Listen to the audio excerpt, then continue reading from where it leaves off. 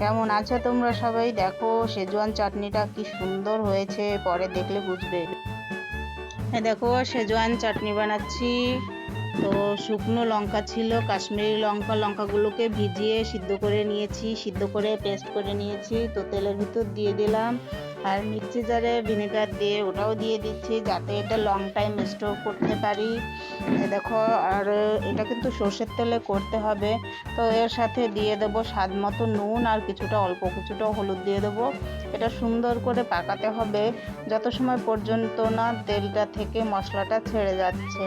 যে আমার লঙ্কাটা, তো এর ভিতরে আমি কিছুটা আমার ঘরে রাখা পেশা মশলা দিয়ে দিচ্ছি, যেটা মাছ মাংস রান্না করলে ব্যবহার করি। সেই মশলাও কিছুটা দিয়ে দিচ্ছি স্বাদের জন্য। তোমরা যদি না চাও তাহলে স্কিপ করতে পারো।